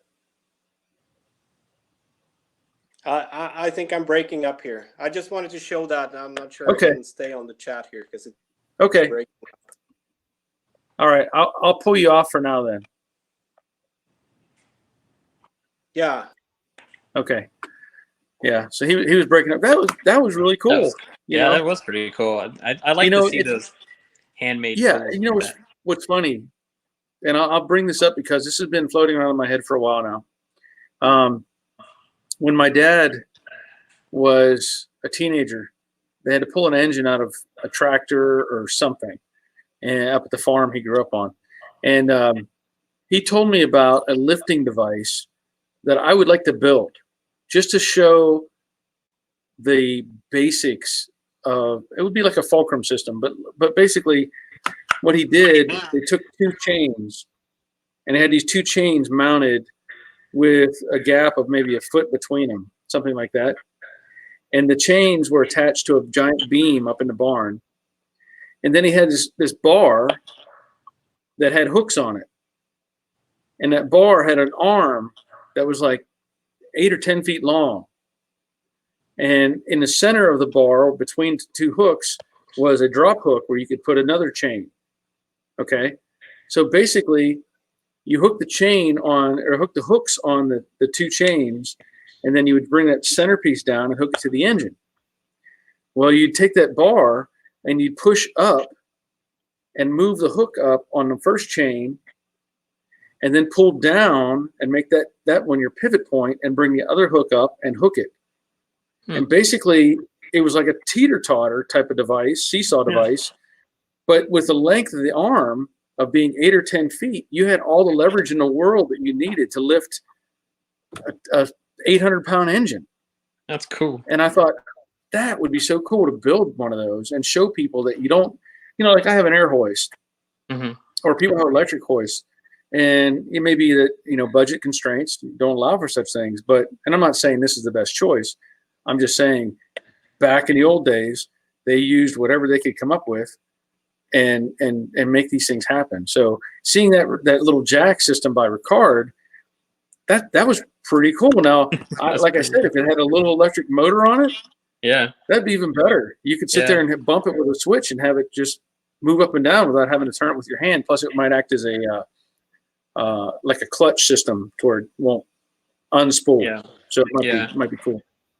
I think probably one of the coolest new jacks that I've seen is there's a company online. I guess they're selling them on eBay or whatnot, which kind of scares me to buy a tool kind of sometimes off eBay. But it's basically a air shock, but it's hooked up to a jack, and you put your air end on the end of the handle, and you just put it underneath the car, and it basically raises the car because it's basically an air shock. But it seems, and it literally, you don't have to sit there and pump it. It just shoots up and then raises the car and then shoots down. But I don't know how reliable they are, but they look really cool. I kind of want one. But that sounds interesting. Yeah, I would definitely have jack stands ready. Yeah, I know. That's what I was thinking. I was like, that thing can't. I don't know if that thing's reliable, but it looks cool. Yeah, raising the car in 5 seconds. But that like fire departments have bladders. They have those big bladder bags. Yeah, they can put underneath the car and hit the air and lift the whole car up. I wouldn't recommend that for a car you want to keep using. Yeah, because it could crush something underneath. It's not good. Yeah. Let's see. Robert saying he uses mower jack to lift the rear end, and gas tank. He's wanting to say gas tank, not cash. Gas tank. So use a mower jack, which is similar. Kind of similar to what Ricard did, but I like Ricard's because it's, two jacks together and that was a really cool design. Yeah. Let's see. Brian says, get one of those foot-operated table lifts from Harbor Freight. One of the best of many things I ever got from Harbor Freight. So I have not. He says a table lift. Is he talking? Maybe he's talking about it's like a cart. I think they make a cart that has mechanical scissors on it that you can lift things up with. I think it's what he's referring to. I think a friend of mine has one of those, but I'm not for sure. Yeah. If you don't pull a lot, you can use a really big tree. That's true. Let's see. I have a AOD on my Mustang. It is a heavy gearbox. I use a pallet lift. 3. Yeah. All 3. wheels? Half pallet on all 4 wheels. On all 4 wheels. It's hard to. It's Denmarkish. Yeah. I know his translation doesn't work sometimes. But he's a pallet lift. Yeah. I know he's saying he's on all 4 wheels, but I'm not sure how that's supposed to be put together. Stuff and things. Anyone made the tip jig like used by Jeff Chance? YouTube. I have not, and I know he's talking about that tip rig where it's made out of plywood and like 2x6s, and you can roll the car on its side with this thing. Mm-hmm. I have not tried one of those. I would like to, but I don't know if anybody else has tried one of those. Have you seen the ones where those guys weld those circles? The loop? They hook the car to it. Yeah. Yeah, the hoop roller. Yeah. Yeah, I've looked into those, and I think it had some real serious advantages, but there were also some things I didn't like, and I'm trying to remember what the specifics were, because I know you had to have on the floor, you had to have rollers. Like if you wanted to maintain a 1-stall garage, you had to have the rollers on the floor so that you could rotate it. Otherwise, you couldn't go anywhere in your shop. It would just take you'd have to, the circumference of the circle would eat up into your space in trying to move it left and right. The other one, like I said, that the plywood thing, you still have to give up space, but you don't need secondary pieces. Yeah. It just relies on the wood to carry the load. And so I do like both, but I have not pursued either. So let's see. Yeah, a lot of professional race teams have their air shocks built into the chassis of the race cars. So, they'll come in for a pit stop on Formula One, hit a button, and those are so cool. You can buy those you can buy like a kit online, but it's like $2,600 just for like the air kit, and you have to like custom weld it all in and stuff, but it's so expensive. Yeah, I'm not going to build one of those. Yeah. John, I've made some dollars for body stands, kind of like a hoverboard. Since slide the legs into it, and I can move hoods and doors by myself. Okay. Yep. And there's a bunch of stuff available like that. We used to have stuff at the body shop for specifically racks built for hoods and, different pieces, especially going into a paint booth and priming stuff up. It was a lot of fun. So Brian, I missed what Brian's comment was. Oh yeah. Okay, so he is talking about that scissor lift platform, like a table that you can adjust height on. So Karsten is talking about the car. So I'm still not quite sure what he was saying, but it was on 3.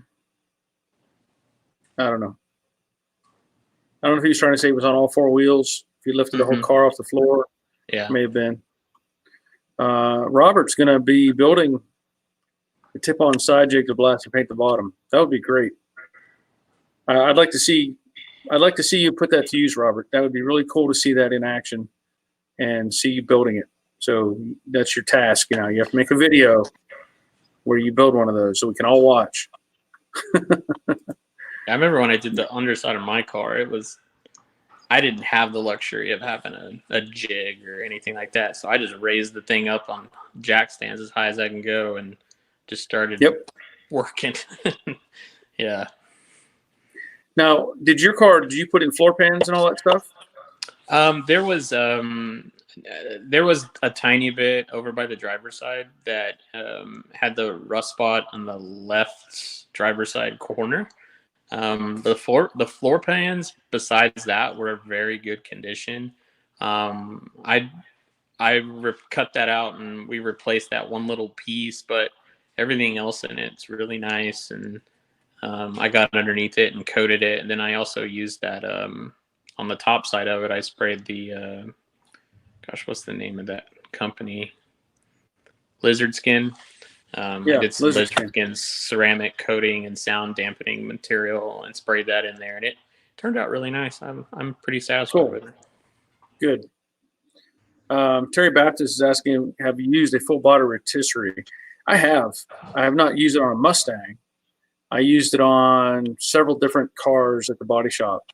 So I know I used it on a 65 Galaxy 500 convertible. I've used it. What was the other ones? There were multiple other ones. The convertible stands out because I did a bunch of work to that car. But yeah, we used it on multiple cars, and they're handy. They really are. They do a great job. So Robert says he's going to make a video for all of us. So no, he's been tagged. Robert he's going to make a video, right?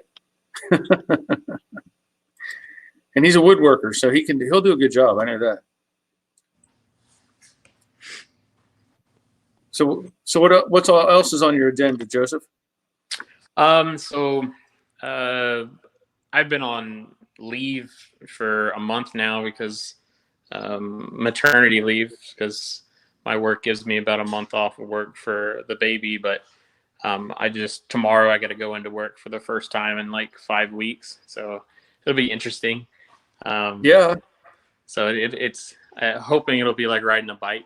You don't ever. So what do you forget do? It. I work for Best Buy Magnolia. I do in-home consultations. I also build like theater rooms, home automation systems. Nice. We do like large Wi-Fi networks for custom homes, surround sound systems, things like that. So I get to sell toys to people all day long, pretty much. So it's pretty fun. That's cool. That's cool. Yeah. Well, hopefully that picks up and keeps rolling, because I know people at home they want to have that stuff because they're at home. We're hoping that it's more people now are not going to be going traveling as much on vacations with their families. So I'm hoping maybe that people will invest more into their home experience and be able to invest in things to do more at the house than anything. But I don't know. We'll find out in the next couple of weeks. Yeah. We'll see how it goes. So. Yep. So let's see. Leonard says he watched the guy who has a Torino and he put fiberglass to the rear floor pans. Ooh, that's scary. That's scary. Don't do that. No fiberglass. Not on the floors. All right, Ricard's leaving us. So glad Ricard had stopped in. And I'm actually pushing the 2-hour mark, which is where I'm going to cut this off. So I'm glad you were able to check in, Joseph, and show us that tool and what you're doing with the trim. Yeah. Thanks for having me on. Yeah, and of course we're looking at some point. We want to see your car. So is there? What you said you have a YouTube channel though? You have a video on? Yeah, it's a YouTube channel. It's a small one. I can't even remember if I can my name on my YouTube channel. It's so small. I think it's under. It's just under Joseph Dillman. Is my YouTube channel. I only have like six subscribers. There's only like 2 videos on there. There's one of me starting the car and one of me of basically putting my time lapse on there for all the pictures and stuff. But I'd love to do a video of my car. I don't really have the greatest internet out where my parents' house is, so I might just have to put something together and put a video on there. So, but Okay. So yeah. it's Joseph Dillman. Is it Uh-huh. a space in between, or is it Yeah. like all one? I believe it's Joseph Dillman, which Joseph space Dillman, I believe, on my YouTube channel. Okay. All right. Well, that'll be good. So if anybody wants to see Joseph's car and what's going, where it's at or whatever, look up Joseph Dillman just based on his name is spelled here on the broadcast, and you should be able to go there and check it out. At least people can see what you're working on.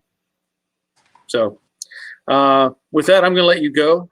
Cool. And again, thanks for sharing. Thanks for being here. It's nice to have different people on, and we'll see if we can't get together again. Hopefully things go well for you with your job coming back. So yeah, you guys stay safe, and it was nice being on. You guys have a good one. All right. See you. Okay, so it was nice having Joseph on. Let's see.